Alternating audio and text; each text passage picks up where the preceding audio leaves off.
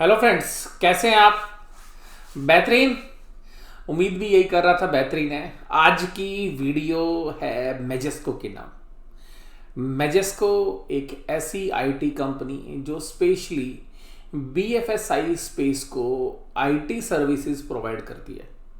एक technology company जिसने 974 rupees का डिविडेंड आज डिक्लेयर किया, जबकि उसका शेयर प्राइस लगभग वहीं पर चल रहा है, केवल 10 रुपये इससे ऊपर। और मार्केट में जब ये खबर आई तो ऐसी उम्मीद की जा रही थी कि जो शेयर का प्राइस है वो काफ़ी तेज़ी से बढ़ेगा, लेकिन शेयर का प्राइस ऊपर नहीं बढ़ा। क्यों नहीं बढ़ा वो शेयर का प्राइस? बहुत सारे लोगों ने आज इंट्राडे के अंदर वो शेयर्स में लॉस भी किए होंगे, और रीज़न ये कि उन लोगों ने भारी मात्रा में उस शेयर्स को खरीदा इस उम्मीद में कि इतना भारी डिविडेंड होने की वजह से शेयर का प्राइस ऊपर जाएगा ही जाएगा।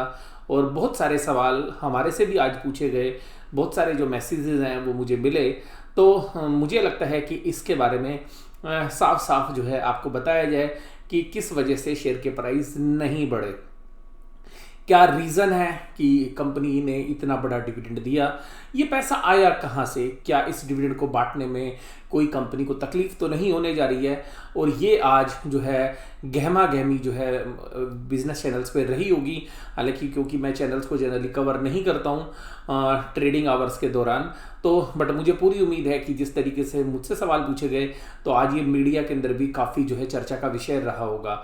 लेकिन इसके ऊपर मैं अपनी इंडिपेंडेंट राय आपको दूं, जिसकी वजह से मैं आपको ये भी बताऊं कि अगर मैं टीवी चैनल्स को अगर फॉलो करूंगा तो मेरी जो राय होगी वो थोड़ी बायस्ड हो सकती है या उनसे प्रभावित हो सकती है। तो ये जो मेरी राय है ये बिल्कुल इंडिपेंडेंट है। आप किसी भी तरीके का निवेश करें तो अपने फाइनेंशियल एडवाइजर से सलाह लेने के बाद ही करें। तो यहाँ पर जो चर्चा करते हैं, कंपनी कहाँ से देगी डिविडेंड, क्यों कंपनी ने इतना डिविडेंड बांटने की कोशिश की, कंपनी के फाइनेंशियल्स कैसे हैं, कंपनी डिविडेंड किस तारीख को देगी, इसके बाद कंपनी के शेयर्स की बुक वैल्यू क्या रह जाएगी, और किस तरीके का जो है प्राइस एंटिसिपेशंस रहता है इस शेयर्स के बारे में, तो पहले भी और बाद में भी। तो इन सारी चर्चा को हम शुरू करते हैं इस पूरी की पूरी प्रेजेंटेशन में। तो मैं उम्मीद करता हूँ कि ये वीडियो आपको पसंद आएगी। अगर आपको पसंद आए तो आप जो है कम से कम जो है इसको लाइक ज़रूर करिएगा, और अगर यहाँ से कुछ भी इंफॉर्मेशन आपको मिले, कुछ समझदारी वाली बात हो, कुछ आपको समझ में आए, तो दूसरे अपने जो फ्रेंड सर्कल में जो लोग हैं उनको भी आप शेयर करने की कोशिश कीजिए। तो मैं अपनी जो चर्चा है वो यहीं पर शुरू करता हूँ। आइएगा, सबसे पहली चर्चा हम शुरू करते हैं इस स्लाइड के साथ, जिसमें 3154 करोड़ रुपीस मैजेस्को को मिले हैं। कहाँ से? अपनी एक यूएस सब्सिडरी को सेल करने से। कुछ टैक्सेस भी लग गए, तो ध्यान रखिएगा ये जो पैसा आया, जो मैजेस्को ने, जो कि एक आईटी कंपनी है, स्पेशली इंश्योरेंस सेक्टर के अंदर ये अपनी सर्विसेज प्रोवाइड करती हैं। बीएफएसआई स्पेस यानी कि banking, financial services and insurance के अंदर जो है ये कंपनी जो है सर्विसेज प्रोवाइड करती है। तो यूएस सब्सिडरी को जो है ये सेल करने का जो है इन्होंने प्लान किया, और उसके बाद जो इनको पैसे आ रहे हैं तो उस पैसे से ये डिविडेंड जो है डिस्ट्रीब्यूट करने का जो है आज बोर्ड ऑफ डायरेक्टर्स ने फैसला लिया। तो ये देखिएगा, ये स्क्रीन पर जो आपके सामने खबर है, तो इससे आपको ये पता चल गया कि ये किस वजह से जो है पैसा आया। अब दूसरी बात ये है कि ये जो अनाउंसमेंट्स हैं ये मीडिया में किस तरीके से काम कर रही हैं। तो मीडिया में देखिएगा खबर थी कि 20,000% डिविडेंड जो है मैजेस्को बांट रही है। हालांकि थोड़ा सा 20,000 थोड़ा सा नियर कर दिया गया है, हालांकि परसेंटेज थोड़ी सी कम है। अब देखिएगा ये जो इंश्योरेंस टेक्नोलॉजी कंपनी है ये 974 रुपीज़ का डिविडेंड जो है डिस्ट्रीब्यूट कर रही है। ध्यान से समझिएगा, 974 पर इक्विटी शेयर्स, और ये 974 रुपये का जो प्राइस है, आप देखिएगा 984 रुपीज़ इसकी क्लोजिंग है। आज 1010 के पास भी ये शेयर गया, और जब ये खबर आई तो मार्केट के अंदर तेज़ी से ये शेयर्स ऊपर की तरफ गया, और बहुत सारे लोगों ने जो है हमसे भी सवाल किया कि क्या इसको खरीदना चाहिए। तो मैंने यही बात की कि देखिएगा, इसको आपको पहले समझिएगा, और डिसीजन तो अंतिम रूप से आपने ही लेना है। तो देखिएगा post announcement the stock jump in trade after more than doubling in the value of last 12 months. तो पिछले 12 महीने के दौरान जो है ये शेयर डबल ऑलरेडी हो चुका है। और ऐसा शेयर मार्केट में ऐसा नहीं है कि ये शेयर डबल हुआ है, और भी शेयर डबल हुए हैं। तो देखिएगा 974 974 रुपये 19,480% डिविडेंड है, जो 5 रुपये की फेस वैल्यू वाले शेयर्स के ऊपर है। और इससे कंपनी कुल टोटल 2788 करोड़ रुपीज़ जो है पे करेगी अपने शेयर होल्डर्स को। और ध्यान से समझने वाली बात ये कि ये जो डिविडेंड जाएगा इसमें पिछले साल के मुकाबले में इस साल में कुछ चेंजेस है। देखिएगा पिछले साल तक कभी भी कोई कंपनी डिविडेंड देती थी तो उस पर तकरीबन 20% का डिविडेंड डिस्ट्रीब्यूशन टैक्स या कॉर्पोरेट डिविडेंड टैक्स DDT या corporate dividend tax CDT company पे किया करती थी।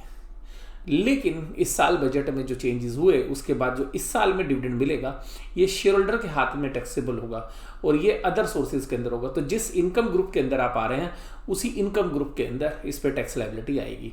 तो अगर आप ये शेयर्स बेच देते हैं और वो शॉर्ट टर्म कैपिटल गेन होता है तो आपको केवल 15% टैक्स लगेगा, और अगर आप लॉन्ग टर्म शेयर होल्डर्स हैं तो आपको 10% जो है टैक्स देना पड़ता है। तो यहाँ पर अगर ये डिविडेंड आपको मिलेगा तो इसके बाद देखिएगा शेयर का प्राइस तो कम हो ही जाएगा।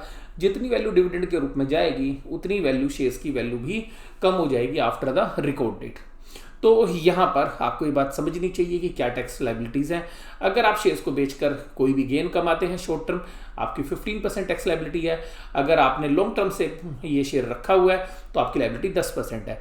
लेकिन आपका शेयर की वैल्यू तो घटेगी डिविडेंड की वैल्यू के बराबर, और डिविडेंड जब आपकी बुक्स ऑफ अकाउंट में आएगा तो आपको 30% का टैक्स रेट देना पड़ेगा। तो देखिएगा यहाँ पर शॉर्ट टर्म इन्वेस्टर्स के लिए 20% का स्प्रेड है। मैं अज्यूम कर रहा हूँ कि आप हाईएस्ट टैक्स ब्रैकेट में आते हैं। हाईएस्ट टैक्स ब्रैकेट में आने वालों को 30% देना पड़ेगा। अगर लॉन्ग टर्म कैपिटल गेन है तो 20% का स्प्रेड इन्वेस्टर के फेवर में जा रहा है, और इन्वेस्टर के फेवर में 20% का स्प्रेड जाने की वजह से इन्वेस्टर ने ये डिसाइड किया बजाय कि शेयर्स को मार्केट में मैं रखूँ रिकॉर्ड डेट तक, उससे पहले मैं इसको बेच देता हूँ, और बेचने से जो इस शेयर्स की कीमत कम हो जाएगी आफ्टर द डिविडेंड तब हम इसको खरीद लेंगे। तो ये जिन भी इन्वेस्टर्स के ऊपर 20% का टैक्स लायबिलिटी थी, जो 30% के टैक्स स्लैब में आते हैं, उन्होंने इससे शेयर्स में इंटरेस्ट ही नहीं दिखाया। और दूसरी बात यह कि उधर से भी उनका इंटरेस्ट दिखाने की बजाय उन्होंने क्या कैलकुलेशन की होगी कि इस शेयर्स को बेचना ज़्यादा उचित है बजाय के जो है शेयर्स को रखना। क्योंकि अगर आप देखेंगे कि अगर दोनों टैक्स लायबिलिटी का अगर शॉर्ट टर्म और डिविडेंड टैक्स के बीच का अगर हम डिफरेंस देखें तो 15% बनता है। तो 1000 रुपये के शेयर्स पर करीबन 150 रुपये की टैक्स लायबिलिटी बनती है, 150 रुपीज़ की टैक्स लायबिलिटी बनती है। और अगर आपके पास लॉन्ग टर्म था तो 20% की बनती है, यानी कि 200 रुपये।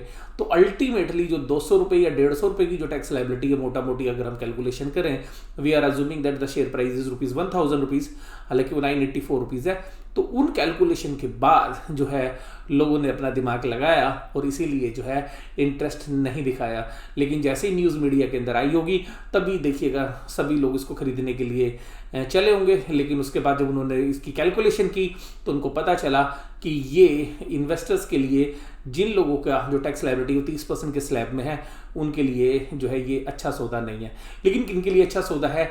जो स्टूडेंट्स हैं, जिनकी इनकम नहीं है, जिन्होंने डीमैट अकाउंट खुला रखा है, और उन लोगों के लिए जिनके पास अभी प्रॉफिट्स नहीं है ऑलरेडी। तो इस तरीके के जो इन्वेस्टर्स हैं, रिटेल इन्वेस्टर्स हैं, वो इसमें इंटरेस्ट दिखा सकते हैं। तो यहाँ पर इसीलिए आप देखिएगा कि जिन लोगों की टैक्स लायबिलिटी 30% के स्लैब में नहीं है, या तो मिनिमम इनकम से भी कम है तो भी उनको फ़ायदा है, या उन लोगों के लिए फ़ायदा है जो 10% के ही स्लैब में आते हैं, तो वो लोग भी जो है शेयर्स को खरीदने में इंटरेस्टेड हो सकते हैं। तो यहाँ पर जो ये कैलकुलेशन है ये मैंने आपको बताई। इसके बाद देखिएगा यहाँ पर इससे होगा क्या कि देखिएगा जब भी शेयर का प्राइस होगा एक्स डिविडेंड डेट को, तो जितने रुपए की डिविडेंड वैल्यू वो शेयर्स का प्राइस स्टॉक मार्केट में उतना ही कम हो जाएगा, इस कंपनी की मार्केट कैपिटलाइजेशन कम हो जाएगी। देखिएगा इस तरीके का डिविडेंड मुझे याद है, एक बार एक कंपनी जो है आज भी है, स्ट्राइड सासुन। दो स्ट्राइड जो है कंपनी होती थी उस टाइम में सासुन नहीं था, तो स्ट्राइड्स जो है उस कंपनी ने भी इसी तरीके के हैवी डिविडेंड्स दिए थे, और पास्ट में भी हमने कुछ देखा, कुछ एमएनसी कंपनी इस तरीके के डिविडेंड पे करती रही हैं। इसके अलावा देखिएगा कंपनी ने बायबैक भी अनाउंस किया हुआ, तो बायबैक में भी जो है इन्होंने लगा था कि जो इनका शेयर प्राइस है वो पूरा जो शेयर्स हैं वो वापस नहीं आ रहे हैं, तो वहाँ पर एक अच्छा रिस्पॉन्स ना आने की वजह से भी इनको लगा कि डिविडेंड के रूप में इस पैसे को बांट दिया जाना चाहिए। तो जो सब्सिडरी को बेच के इनको पैसे मिल रहे हैं उससे ये जो है डिविडेंड पे कर रहे हैं अपनी शेयरहोल्डर्स को। और देखिएगा यही एडवाइस जो है बड़े जो ब्रोकरेज हाउसेज हैं वो दे रहे हैं। Book profits in Majesco and pay 10 to 15% tax to avoid dividend that will be taxed at slab rate. देखिएगा गवर्नमेंट ने पिछले साल जो डिविडेंड के रूल बदले उसकी वजह से ऐसा हुआ। अगर पिछले साल डिविडेंड के रूल नहीं बदले होते तो आज ये शेयर 20% कम से कम अपर सर्किट पे बंद हुआ होता, क्योंकि आपकी टैक्स लायबिलिटी नहीं होती। लेकिन अब है तो रूल, अब जो इनकम टैक्स के कानून जो है वो अब शेयर होल्डर के ऊपर टैक्स लायबिलिटी की बात कर रहे हैं, तो जिस वजह से आज ये शेयर प्राइस ऊपर की तरफ नहीं गए। तो देखिएगा यहाँ पे जो एडवाइस है ब्रोकरेज हाउसेस की अपने क्लाइंट्स को, वो ये कह रहे हैं कि इसमें से जो भी आपका शॉर्ट टर्म है तो 15% टैक्स दो और बाद में शेयर खरीद लेना, आपको ये खरीदना है, बजाय कि डिविडेंड लेके उस पर 30% टैक्स दो, क्योंकि जो शेयर की वैल्यू है और जो डिविडेंड की वैल्यू है लगभग बराबर है, केवल 10 रुपये का गैप अभी रह गया। और जिनके पास लॉन्ग टर्म कैपिटल गेन है तो वो कहते हैं कि इसको बेचिए और लॉन्ग टर्म 10% का टैक्स दीजिए और डिविडेंड मत लीजिए, और बाद में इस शेयर को डिविडेंड की जब एक्स डेट हो जाए उसके बाद आप इसको ले लीजिए। तो ये एडवाइस है यहाँ पे। अब देखिएगा ये अनाउंसमेंट आज एक्सचेंजेस को कैसे की गई। तो एक्सचेंजेस को इन्फॉर्मेशन जो है की गई, तो दिसंबर 15 की डेट आपके सामने, और 2788 करोड़ इसमें लगेंगे, यानी कि जो कंपनी की मार्केट कैपिटलाइजेशन उसके बराबर की वैल्यू है। 974 रुपये का डिविडेंड, और सब लोग बड़े खुश हो गए कि जी देखिएगा ये मार्केट आवर से ही पहले कंपनी ने कर दिया। तो देखिएगा कंपनी ने बड़े समझदारी से कॉर्पोरेट गवर्नेंस को फॉलो करते हुए मार्केट आवर्स में ये न्यूज़ ना देते हुए सुबह ही ये जो इन्फॉर्मेशन दे दी। तो 7:30 से सुबह 8:30 बजे तक अर्ली मॉर्निंग के अंदर जो है इन्होंने मीटिंग की और सभी लोगों को सूचना दे दी। तो ये काफ़ी पॉजिटिव भी रहता है। अब देखिएगा इसकी डिटेल एनालिसिस की, जहाँ पर इनके पास रिजर्व्स हैं। तो देखिए इनके पास जो है 2788 करोड़ रुपीज़ जो है फ्री रिजर्व्स थे 30 सितंबर को, और उसके बाद शेयर प्रीमियम जो है इन्होंने यूटिलाइज कर लिया बायबैक में। उसके बाद इनके पास कैश शेयर प्रीमियम जो है इनके पास बचा है बायबैक के अंदर जो पैसा लग गया था उसके बाद। हालांकि देखिएगा शेयर प्रीमियम डिविडेंड के रूप में यूज नहीं हो सकता है, बात ध्यान रखिएगा।